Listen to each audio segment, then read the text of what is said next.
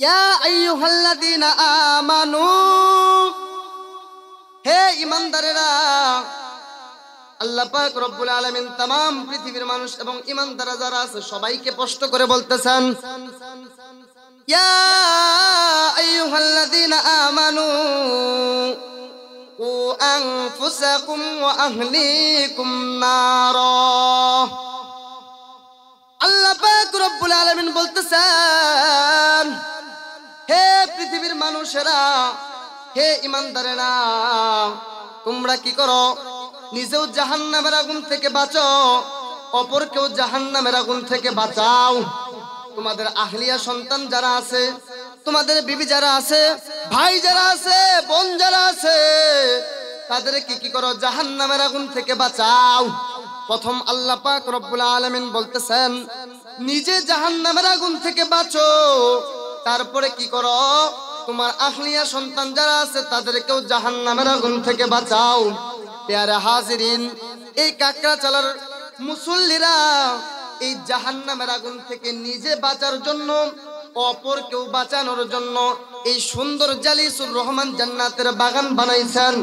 বাজান, কিয়ামতের কঠিন ময়দানে গুনাহগার গুলো যখন জাহান্নামে চলে যাবে, আর বেনামাজিরা যখন জাহান্নামে চলে যাবে, আমল করনেওয়ালা লোকগুলো যখন জান্নাতের ভিতরে প্রবেশ করবে, আল্লাহ পাক রব্বুল আলামিন বলবেন, হে গুনাহগার, দুইটা হাত ছিল, দুইটা পা ছিল, চক্ষু ছিল, মাথার ভিতরে বড় মস্তিষ্ক ছিল রে, এইটা থাকার পরবর্তীতেও যখন তুমি এইটার গুরুত্ব বুঝো নাই, যখন তুমি এইটার বরত্বটা বুঝো নাই, কোনটা হালাল কোনটা হারাম বুঝো নাই, অথচ কাকড়াচালার মুসলমানেরা, কান্দানিয়ার মুসলমানেরা এত সুন্দর করিয়া জান্নাতের বাগান বানাইয়া দেখছে রে। আসো আসো আসো আসো, জান্নাতের বাগানের ভিতরে বসো, আলেমের চেহারার দিকে তাকাও, আলেমের চেহারার দিকে তাকাইলেও আমার দয়াময় মায়াময় মহান আল্লাহ আপনার গুনাহ খাতা মাফ করে দেয়। জোরে কই সুবহানাল্লাহ। এই জান্নাতের বাগান এই সুন্দর করে সাজানোর জন্য আজকের আয়োজন। এ মুসলমান, জাহান্নামী লোকগুলাকে জান্নাতি বানানোর জন্য আজকের এই কষ্ট মেহনত, নাকি এ জায়গায় কোনো ফায়দা আছে? আমাদের অন্য কোনো মূল মাকসাদ আছে? যে কিনা যারা আয়োজন করছে, সভাপতি আছে, প্রধান অতিথি আছে, বক্তা যেটি আছে, বেগুলার সকলের পকেট পড়ে যায়, বিল্ডিং বাড়াইবো, আছে নাকি? কোনো মূল মাকসাদ নাই রে বাবা। আমাদের মাকসাদ হইল একটাই, নিজে জাহান্নামের আগুন থেকে বাঁচ, অপরকেও জাহান্নামের আগুন থেকে বাঁচাই। ছোট্ট একটা ইতিহাস শোনাই। তোমার মতো নওজোয়ান যুবক, ছোট মানুষ, নাবালক বাচ্চা, বাবার সাথে মসজিদে গেছে, দাদার সাথে মসজিদে গেছে, কাকার সাথে মসজিদে গেছে।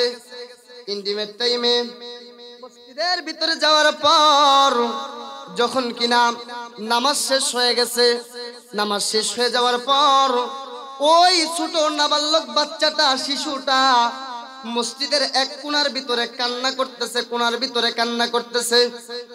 এত পরিমাণের কান্না যে কিনা তার কান্নার কারণে ইমাম সাহেব পর্যন্ত বলতেছে, কি বাবা, তুমি এত ছোট মানুষ, নাবালক বাচ্চা, মতান্তরে কিতাবের ভিতরে আসে 7 থেকে 8 বছরের বাচ্চা। এই বাচ্চাটা যখন মসজিদের ভিতরে কান্না করতেছে, বড় জোরে জোরে কান্না করতেছে, বাবা মনে করছে যেহেতু ইমাম সাহেব দোয়া করছে, এই দোয়া করার কারণে মনে হয় বাচ্চাটার চোখ দিয়া টপ টপ করিয়া ঝর্ণার মতো পানি পড়ে। কিন্তু তাকাইয়া দেখেন না, ইমাম সাহেবের দোয়া শেষ হওয়ার পরবর্তীতেও বাচ্চাটা কান্না করতেছে। ও বাবা, কার ঘটনা বলি রে বাবা? নবী বংশের ছেলে, নাম হইল শিশু আলী আসগর। কি নাম? নাম হইল শিশু আলী আসগর। 7 বছরের নাবালক। দেখেন জাহান্নামের ভয়ে তার চোখের ভিতরে কত পরিমাণের পানি। এবার এই শিশু আলী আসগর এক পর্যায়ে যখন কান্না করতে করতে করতে তার চোখ দিয়ে যখন অজস্রে পানি পড়ে, ইন্টিমেট টাইমে শিশু আলী আসগরের কান্না কোনোভাবে থামে না। বাবা মুরব্বী হয়ে গেছেন, বৃদ্ধ হয়ে গেছেন। দেখেন জাহান্নামের ভয়ে কতটুকু পানি দুনিয়ার জমিনে পালাইলাম, অথচ আল্লাহ চক্ষুটা দিছে শুধুমাত্র কান্না করার জন্য, জবান দিছে শুধুমাত্র কোরআনের কথা বলার জন্য, কান দিছে শুধুমাত্র কোরআনের কথা শোনার জন্য, চক্ষুটা দিছে শুধুমাত্র কোরআনকে খুইলা মেলাইয়া দেখার জন্য। কিন্তু রে বাবা, আপনি আর আমি কিন্তু কান্না করতে পারলাম না। এবার শিশু আলী আসগর যখন কান্নায়, যখন তার মসজিদের ভিতরে যখন জোরে জোরে আওয়াজ আসতেছে, ইন্টিমেট টাইম মসজিদের ইমাম সাহেব বলেন, এ বাচ্চা, কেন তুমি এত জোরে জোরে মসজিদের ভিতরে কান্না করতেছ? শিশু আলী আসগর কোনো কথা বলে না, কিন্তু কান্না করতে আছে, কান্না করতে আছে। এক পর্যায়ে কান্না করতে করতে করতে করতে বাবা বলতেছে, কেন তুমি কান্না করো? দাদা বলতেছে, কেন তুমি কান্না করো? এবার শিশু আলী আসগর বলে, বাবা গো, আমি কান্না করার কারণ হইল, আমি যখন কুরআনুল কারীম তেলাওয়াত করছি, কুরআনুল কারীম পড়তে পড়তে আমি যখন এই আয়াতটা পড়ছি, ইয়া আইয়ুহাল্লাযীনা আমানু উ আনফুসাকুম ওয়া আহলিকুম নার। ও বাবা, আমি যখন এই আয়াতটা পড়লাম গো, এই আয়াতের ভিতরে তো সুন্দর করে আল্লাহ জানায়া দিলেন। আল্লাহ কি জানাইলেন? আল্লাহ তো সুন্দর করিয়া বলিয়া দিলেন, হে ইমানদারের দলেরা, নিজেও জাহান্নামের আগুন থেকে বাঁচো, অপরকেও জাহান্নামের আগুন থেকে বাঁচাও। ও আমার বাবা, আমি জাহান্নামের আগুন থেকে বাঁচতে পারলাম কিনা? ও মসজিদের ইমাম সাহেব গো, আমি জাহান্নামের আগুন থেকে বাঁচতে পারলাম কিনা? দেখো না রে যুবক ভাই, শুধুমাত্র 7 বছর বয়স, কয় বছর বয়স? 4 বছর বয়সে জাহান্নামের ভয়ে কেমনে কান্দে। ও ভাই গো, আমি আর আপনার 20 বছর বয়স হয়ে গেছে, 30 বছর বয়স হয়ে গেছে, মতান্তরে 40 বছর বয়স হয়ে গেছে, 50 বছর বয়স হয়ে গেছে। পর্দার অন্তরালের মা, আপনারা তো আজকে বৃদ্ধ হয়ে যাইতেছেন, দেখেন জাহান্নামের ভয়ে কান্না করতে পারছেন কিনা? আজকের ময়দানটা আল্লাহ কবুল করিয়া নেবে।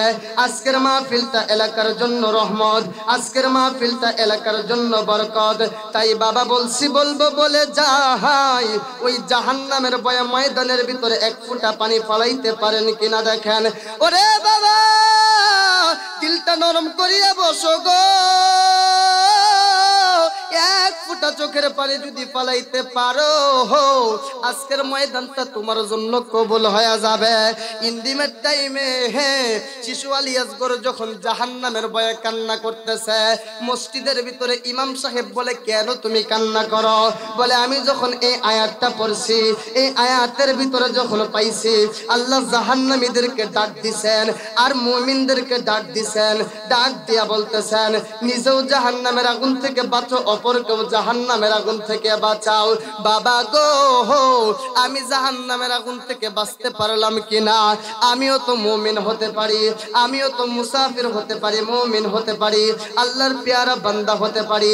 এবার ইমাম সাহেব ডাক দিয়ে বলে, এরে শিশু আলী আসগর, এইটা তো আল্লাহ মুরব্বীদের বেলায় বলেছেন, বয়স্কদের বেলায় বলেছেন, শিশু আলী আসগর রে, কেন তুমি কান্না করতেছ? এইটা তো তোমার কারণে বলে নাই। এবার শিশু আলী আসগর ডাক দিয়ে বলতেছেন, এ মুসল্লিরা, এলাকার লোকেরা, এই ইমাম সাহেব, এ আমার বাবা, আমি তোমাদের কোনো কথা মানবো না। আমি যখন জাহান্নামের কথা পড়ছি, আমি যখন জাহান্নামের কথা বুঝছি, জাহান্নামের কেমন আগুন, জাহান্নামের 1 ফোঁটা আগুন যদি দুনিয়ার জমিনে আমার দয়ার আল্লাহ দিয়া দিতেন, তামাম পৃথিবী পুরা চাই কিন্তু হয়ে যাইত।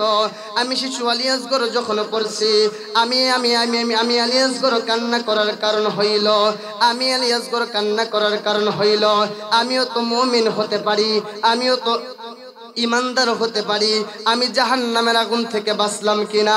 এবার বাবা বলতেছে এইটা তো আমাদের বেলায় বলেছেন আল্লাহ, তুমি ছোট মানুষ, তুমি কেন কান্না করতেছ? তোমার কান্না করার কারণ কি? শিশু আলী আসগরের ডাক দিয়ে বলে, বাবা গো, আমি যখন আমার মাকে রান্না করতে দেখছি,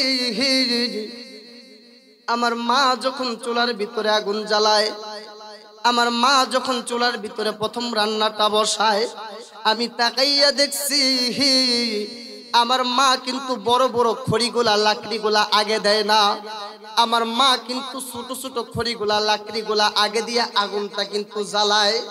তারপরে কিন্তু আমার মা এ জায়গায় ভাত পাকায়, তরকারি পাকায়, তারপরে কিন্তু বড় বড় লাকড়িগুলা দেয়, তারপরে কিন্তু বড় বড় খড়িগুলা দেয়। বাবা গো, আমার আল্লাহ তাআলা যদি জাহান্নামের আগুনটা আমি শিশু আলী আসগরকে দিয়া জ্বালায়, আমি শিশু আলী আসগর দিয়া জ্বালায়, একই আয়াতে আল্লাহ বলছেন ওয়াকুদুহান নাস ওয়াল হিজারা, বাবা দিলটা নরম করিয়া বসো, এক ফোঁটা চোখের পানি ফলাইলে আজকের মাহফিল তোমার জন্য কামিয়াব। যুবক বাইরে, কার নেশায় পয়রা তুমি ঘুমাও না? কার নেশায় পয়রা তুমি গুনাহ ছাড়তে পারো না? দেখো শিশু আলী আসগর কেমন করিয়া কান্দে, আমি বাস্তব প্রমাণ তোমাদেরকে দিয়া যাই। এবার শিশু আলী আসগর ডাকতে বলে, একই আয়াতে আল্লাহ বলছেন ওয়াকুদুহান নাস ওয়াল হিজারা, আল্লাহ পাক জাহান্নামের আগুনটারে শুধুমাত্র পাথর আর মানুষ দ্বারা জ্বালাইবেন, মানুষ আর পাথর দ্বারা জ্বালাইবেন। যদি আমার আল্লাহ আমি শিশু আলী আসগরকে দিয়া জাহান্নামের আগুনটা জ্বালায় গো, আমার অবস্থা কেমন হয়ে যাবে? শিশু আলী আসগর জাহান্নামের ভয়ে কান্দে, বাবা গো, কেন আর আমি জাহান্নামের ভয়ে কাঁদতে পারলাম না? কেন আমি আর আপনি জাহান্নামকে ভয় করতে পারলাম না? কেন আমি আর আপনি ইমানদার হইতে পারলাম না? আরে বন্ধু, আজকে তুমি মারা যাও, কালকে তুমি 2 দিন হয়ে যাইবা, মারা যাওয়ার পরবর্তীতে তোমাকে কিন্তু তোমার সন্তানেরা কবরের ভিতরে রেখে যাবে। দুনিয়ার টাকা পয়সা, বাড়ি গাড়ি সব কিছু দুনিয়ার জমিনের ভিতরে পড়ে থাকবে। এ যুবক বাইরে, নবীর প্রেমিক হইয়া, নবীর আশিক হইয়া ওই কবরের ভিতরে যদি যাইতে পারো, কবর তোমার জন্য বড় সুপারিশ করনেওয়ালা হয়ে যাবে। আমার ভাইয়েরা, আমার বন্ধুগণ, শিশু আলী আসগর জাহান্নামের ভয়ে যদি কান্না করতে পারে গো, আমি আর আপনি কেন পারলাম না? বুঝা যায় ইমানের ভিতরে বড় দুর্বল। বাই গো, যদি পারস তোর পা দুইটা আমার সামনে আগায়া দে, পায়ে হাত রাইখা বলি, রে ভাই, মৃত্যু কখনো কিন্তু কাউকে বলে আসে না। ও ভাই, মৃত্যু হঠাৎ করে চলে আসে, মৃত্যু কখনো কাউকে বলে আসে না। বন্ধু, মৃত্যু আসার আগে ওই কবরের সামান বানাইয়া আমি তুমি যদি কবরে যাইতে পারি, তোমার আমার জন্য কবরটা বড় সহজ হয়ে যাবে। আর যদি কবরের সামান না বানাইয়া যাই, নবীজির মোহাব্বত নিয়ে যদি কবরে না যাই, মা বাবাকে যদি কষ্ট দিয়া কবরে যাই, তোমার আমার আমল নামায় কিন্তু জাহান্নাম ছাড়া কোনো উপায় নাই। আমার ভাইরা, আমার বন্ধুগণ, বয়ানের সময় সকাল বেলা মহিলারা বলেছে, হুজুর, আমরা আপনার কাছে একটু মার আলোচনা শুনতে চাই। এ মহিলারা, মা বোনেরা, পর্দার অন্তরালে যে সকল মা বোনেরা আছেন, আমি এখন মহিলাদেরকে একটু সুন্দর করিয়া শুনাইয়া যাই, মার ওয়াজটা একটু শুনাই। আল্লাহ পাক রব্বুল আলামিন কুরআনুল কারীমের ভিতরে বলতেছেন, ওয়াকাযা রাব্বুকা আল্লা তা'বুদু ইল্লা ইয়াহু ওয়া বিল ওয়ালিদাইনি ইহসানা। আল্লাহ পাক রব্বুল আলামিন বলতেছেন, হে তাম পৃথিবীর মানুষ, তোমরা কি করবা? আমি আল্লাহকে শুধুমাত্র সিজদা করবা। আমি আল্লাহর গোলামি ছাড়া আর কারো গোলামি করবা না। আমি আল্লাহ ছাড়া তাম পৃথিবীর জমিনের ভিতরে আর কোনো ইলাহ নাই। তাম পৃথিবীর মানুষ আর কি করবা? তোমরা তোমার মার সাথে ভালো ব্যবহার করবা, তোমরা তোমার মার সাথে ভালো আচরণ করবা, তোমরা তোমার মার সাথে সৎ ব্যবহার করবা, তাদেরকে কখনো ধমক দিয়া কথা বলবা না। কথা ঠিক কিনা? কিন্তু বর্তমান সময়ে কিছু যুবক আছে, আমার যুবক ভাই, তোর পায়ে হাত রেখে বলে যাই রে যুবক, তোমার গর্বের ভিতরে তোমার মা যখন তোমাকে গর্বের ভিতরে রাখে, যুবক রে হে, যেই পরিমাণের কষ্ট তোমার মা করছে, তাম পৃথিবীর জমিনের ভিতরে এই কষ্ট কেউ কখনো অনুভব করতে পারে না। সুন্দর করিয়া ছোট্ট আকারে একটা ইতিহাস আমি শোনাইয়া যাই। আল্লাহর নবীর একটা সাহাবী হযরতে ওমর ইবনুল খাত্তাব রাদিয়াল্লাহু তাআলা আনহু হইতে হাদিস বর্ণিত। আল্লাহর নবীর সাহাবী খলিফাতুল মুসলিমিন আমিরুল মুমিনিনের সামনে যখন বসা, আমার ভাইরা, আল্লাহর নবীর সাহাবী নবীজির সামনে আসিয়া ডাক দেয়া বলে, নবী গো, আমি তো যুদ্ধে যেতে চাই। নবীজি, আমি তো যুদ্ধে যেতে চাই, আপনি আমাকে যুদ্ধে নিয়ে যান। আল্লাহর নবী ডাক দিয়ে বলেন, সাহাবী রে, ঘরের ভিতরে তোমার মা আসেনি? সাহাবীটা ডাক দিয়ে বলে, ঘরের ভিতরে আমার মা আছে। আল্লাহর নবী ডাক দিয়ে বললেন, তাহলে তোমার যুদ্ধে যাওয়ার দরকার নাই। তুমি কি করো? তোমার মার খেদমত করো। তুমি কি করো? তোমার মাকে মহব্বত করো। তুমি কি করো? তোমার মাকে তুমি ভালোবাসো। আমার ভাইরা, এবার সাহাবীটা ডাক দিয়ে বলতেছে, নবী গো, আমি কার খেদমত বেশি করব? আল্লাহর নবী ডাক দিয়ে বললেন, প্রথম তোমার মার, তারপরে বলে কার খেদমত করব, তারপরে বলে তোমার মার, বলে তৃতীয়বার কার খেদমত করব, বলে তৃতীয়বার তার খেদমত করবা তোমার মার, বলে চতুর্থবার কার খেদমত করব, বলে চতুর্থবার খেদমত করবা তোমার বাবার। ভাই গো, কেন এই জায়গায় আল্লাহর নবী একবার বাবার কথা বললেন? কেন আল্লাহর নবী তিনবার মার কথা বললেন? আমার বন্ধুরে,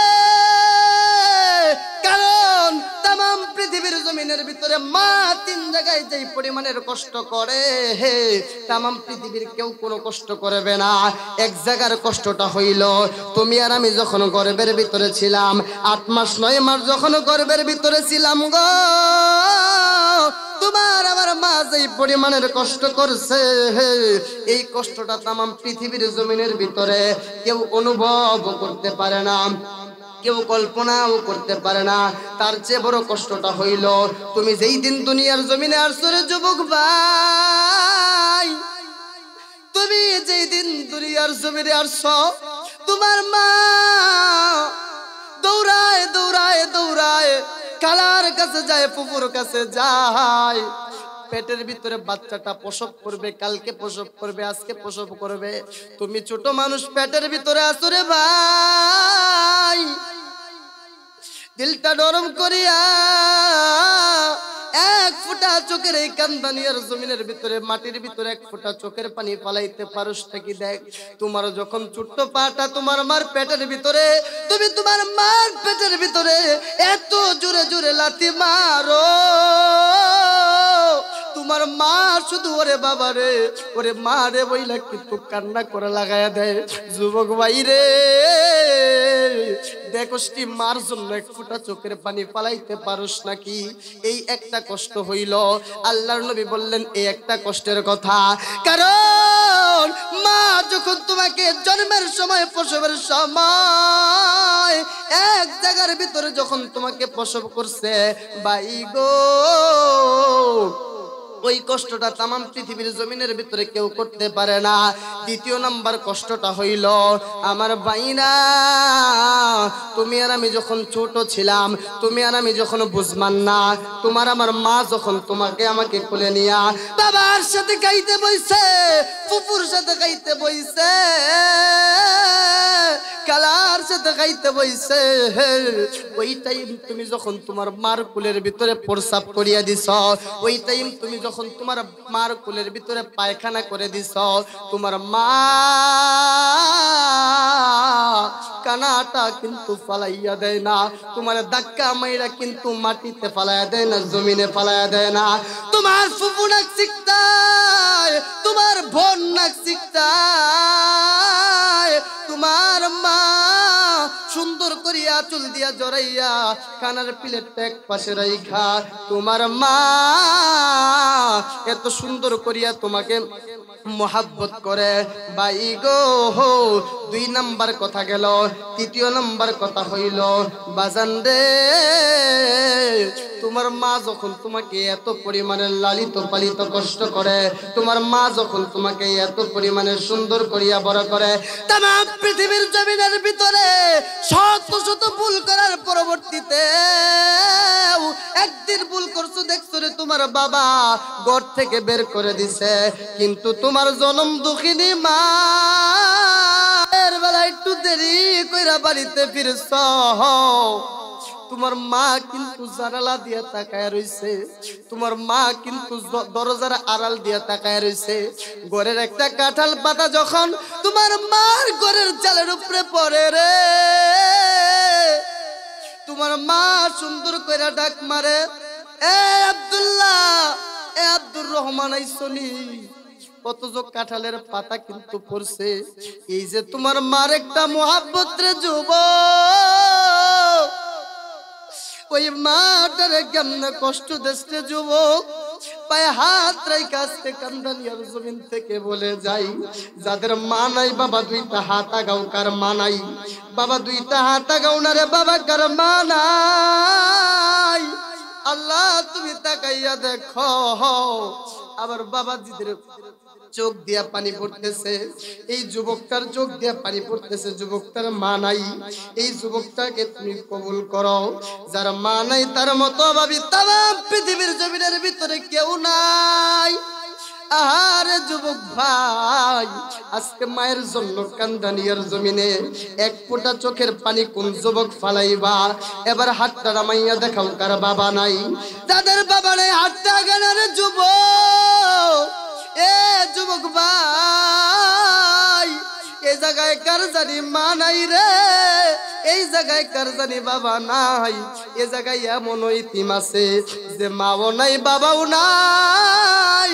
এই 2টা হাত দিয়া মারে কবরে রাখছি, এই 2টা হাত দিয়ে বাবারে কবরে রাখছি।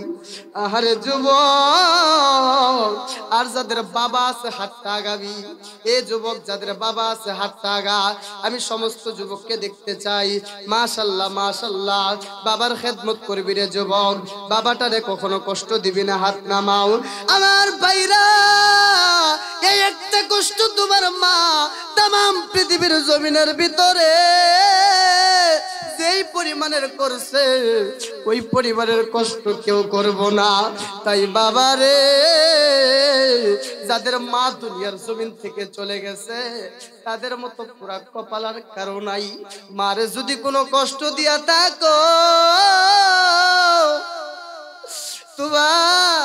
তোমার জিন্দেগির আমল বরবাদ হয়ে যাবে গো। আল্লাহর নবী বলেন, আল জান্নাতু তাহতা কুদামিল উম্মাহাত, মায়ের পায়ের নিচে হইতেছে সন্তানের জান্নাত। হুমা জান্নাতুকা হুমা নারুকা, মাই হইতেছে তোমার জান্নাত, মাই হইতেছে তোমার জাহান্নাম। এই মা দিয়া তুমি জান্নাত কামাই করতে পারবা, এই মা দিয়া তুমি জাহান্নাম কামাই করতে পারবা। বাবারে, ওই মা যাদের দুনিয়ার জমিনে নাই, ওই সমস্ত যুবকগুলাকে দেখতে চাই। 1 ফোঁটা চোখের পানি আজকে কান্দানিয়ার ময়দানে ফালাইবি, দৌড়াই আইসা বলবি, হুজুর গো, আমার মা দুনিয়ার জমিনের ভিতরে নাই। ওগো হুজুর, মা যদি আজকে দুনিয়ার জমিনে থাকতো, মার খেদমত করতাম গো। আজকে মা হুজুর দুনিয়ার জমিনের ভিতরে নাই, আমার মতো হতভাগা তামাম পৃথিবীর জমিনের ভিতরে নাই। বাইরে মায়ের বরদুয়ার কারণে কিন্তু জাহান্নামে যাওয়া লাগে, মায়ের বরদুয়ার কারণে কিন্তু